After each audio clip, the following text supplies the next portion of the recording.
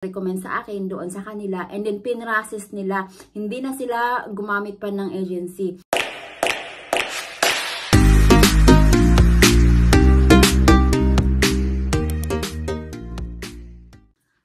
Hi guys! Hello everyone! Welcome to my channel and welcome to Monaco.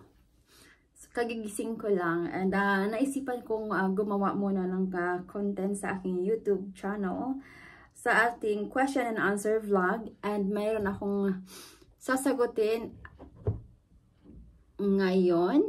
So, walang iba kundi si Manay Kusina. Shoutout Manay Kusina. Ang kanyang katanungan ay, Ma'am, what if po direct employer na po ako? What if may direct employer na po ako? Ano po need na requirements and need pa din po ba ng agency? So nag-comment po siya doon sa aking direct hired Singapore. So sa mga hindi nakakaalam, ako po ay dati nag-work sa Singapore. Sa mga bago pa lang sa aking YouTube channel, bago ako napadpad dito sa Monaco, is nagtrabaho po ako sa Singapore for 11 years.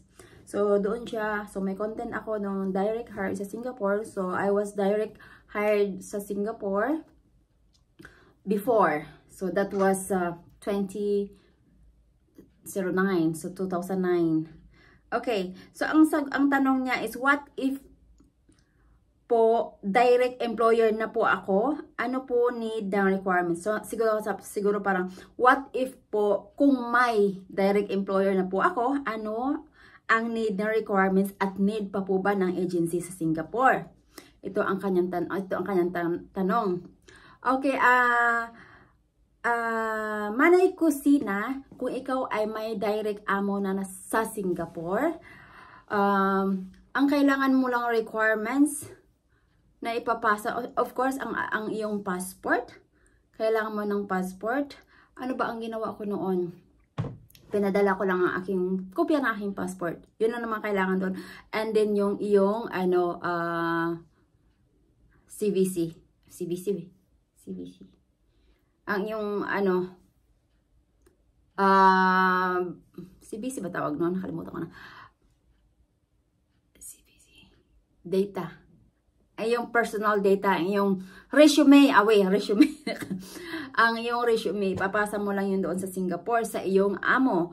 At kung kailangan mo pa ng agency sa Singapore, kung ikaw ay direct na, hindi na. Depende sa amo mo yon. Kung ang amo mo mismo ang magpaprocess ng iyong papers, or ipapaprocess nila sa agency. So may mga agency kasi na for hiring, may mga agency for processing. So depende kung ipapaprocess nila sa agency yung mga documents mo sa Singapore, o sila mismo ang mag-file doon sa MOM.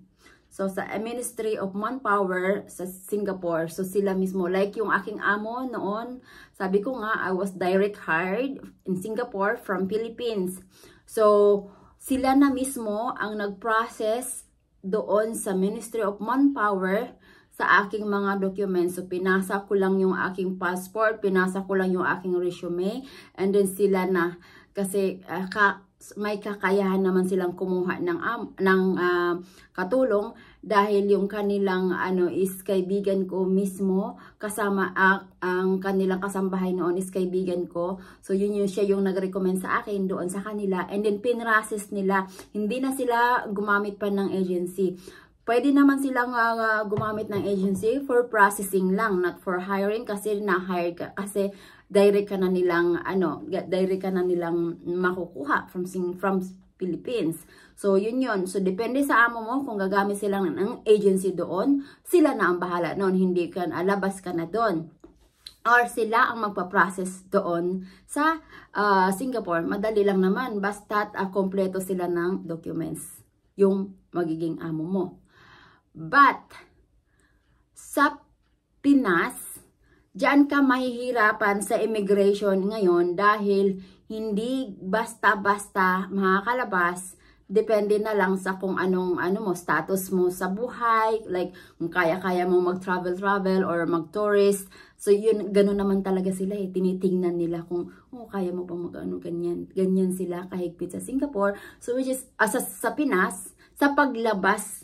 So, wala kang magiging problema sa Singapore kung ikaw ay may direct amo na at na-process na ng amo mo yung kanilang dapat gawin doon. At magkaroon na yan sila ng result na may papel yung ipapakita from MOM na aprobado silang kumuha, mag-hire sa'yo. Yun yung ipapadala nila sa iyo. Yun yung ipapakita mo sa immigration sa Singapore. Pero yun nga lang, hindi mo po pwedeng ipakita kung ikaw ay papasok ng Singapore as tourist, hindi mo po pwedeng ipapakita yan sa Pinas Immigration. Take note hindi mo pwedeng ipakita sa Philippine Immigration yung documents na yun na which is sa Singapore lang. Kailangan mo lang yun pag enter ng Singapore, kagaya ng ginawa ko, in-email nila sa akin yung approval, na yun, nagaling mismo sa Singapore na direct hire nila ako, kukunin nila ako pang Pinas. Pagdating ko ng Singapore, yun ang ipapakita, yun ang pinakita ko sa immigration ng Singapore. Pero hindi yun po pwedeng ipakita sa Pinas, lalo na kung wala kang agency, direct hire ka, hindi ka dumaan sa agency sa Pinas, hindi mo pwedeng ipakita yung papeles na yun dahil maki-question ka nila. Aalis ka ng tourist and then mayroon kang papel nun. So, hindi, depende. Or, ito ang next, ito ang other choices mo. Pwede kang gumamit ng agency sa Pinas para walang problema sa pag-alis mo kung sa tingin mo na hindi mo kayang lusutan yung pagiging tourist pag-alis ng Pinas kasi nga, marami ang na-offload ngayon sa immigration. So, marami ang na-offload. Kung mayroon kang agency, kung may agency ka, okay, makakaalis ka dahil kompleto documents naman pag galing ng agency. Kung wala kang agency, mayroon akong ipapakilala sa iyo. Kaibigan ko na si Annalyn, dati siyang nagtrabaho sa Singapore, which is ngayon is nasa Doroteo Hosea o Pedro Hill, sa Pedro Hill yata. Nag-work na siya may agency sila dyan sa Pedro Hill. Nagpapaalis sila papuntang Singapore, Pedro Hill, Bisaya. Nagpapaalis sila papunta ng Singapore. So ngayon, kung may amo ka na, willing naman yung amo mo na mag-process doon sa Singapore. And para lang hindi ka mahirapan at to make it sure talaga na makalabas ka ng bansa, walang problema sa immigration, kung tingin mo, nagdadalawang isip ka, kaya ko bang lusutan ng immigration, baka hindi ko kaya, baka ma-offload lang din ako, sayang yung air ticket, sayang yung to make it sure, gumamit ka ng agency sa Singapore, sa Pinas. Pero yung agency na yon, kausapin mo. Mag-comment ka ulit, kausapin mo, ipasa ko sa iyo, or kung wala kang agency, i-add mo ako, i-click mo lang yung link ko dyan sa aking bio, nandyan yung aking Facebook, ipakilala ko sa iyo si Annalyn kung wala kang agency na matatakbuhan. Dahil yung agency na yun is gagamitin, mula sila, magpapaprocess ka lang, na naman gagamitin kasi magkakapera din naman sila sa iyo, diba? So pareho naman kayo makinabang sa isa't isa. Kailangan mo lang pumunta doon o magpaprocess ka, may amo na ako sa Singapore, kailangan ko lang dumaan sa legal na paraan. Yun, so magpidos ka, mag-uwa ka, mag-ano ka. Pero pagdating, usapan nyo lang yun, agency lang kita dito sa Pinas.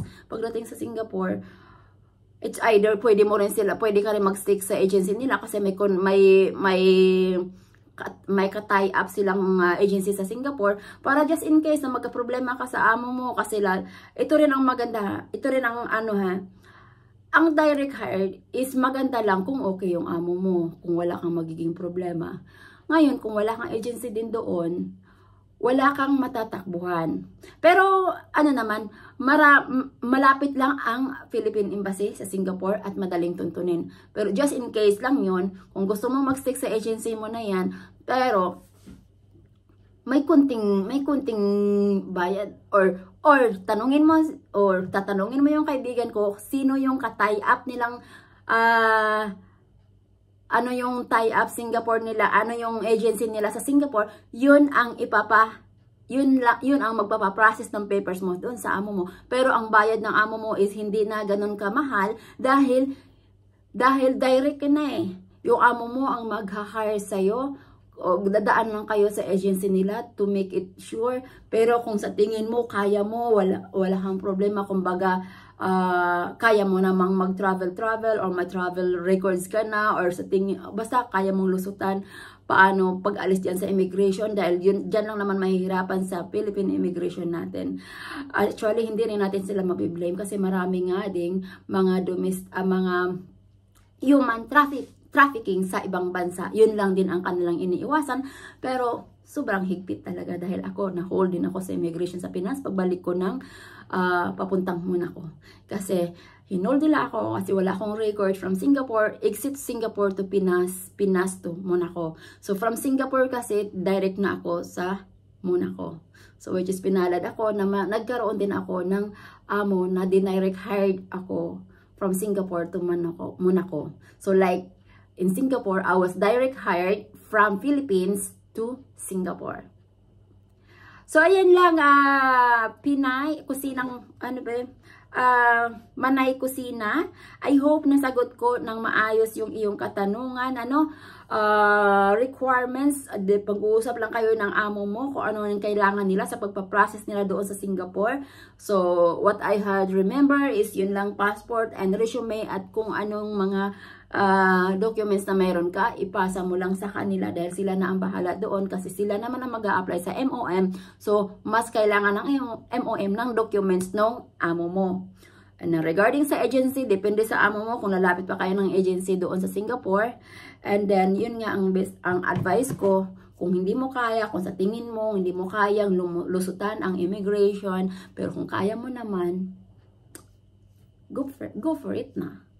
Diba? Kung kaya mo naman na kasi ako I was tourist din, pumasok sa so maraming mga tanong-tanong, and then na-hold din ako noon way back 2019, na-hold din ako dahil anga pa ako noon eh. May mga katanungan kasi yung mga immigration. So depende sa mga immigration na mapupuntahan mo. So may strict, may kaya naman. So yun, na-hold ako, nag-revoke yung amo ko ng ticket Singapore Airlines, and then tumawag yung amo ko doon sa Singapore Airlines na ito. So yun, medyo okay naman yung amo ko, nagawa ng paraan, kaya nakaalis din ako nung araw na yun, but instead na morning, afternoon na ako nakaalis nung time na yun. Pero ayun, kung kaya mo, go for it. Kung sa tingin mong hindi mo kakayanin, lumapit ka ng agency. Okay? Hanggang dito na lang po. Maraming salamat sa inyong pagbisita at pagsuporta sa aking YouTube channel. Sa muli, ako nga pala si Hanalisa Vlog, the Bisdak, ang Bisayang Dako na dating OFW vlogger sa bansang Singapore na pinalad mapadpad sa bansang Monaco. Bye!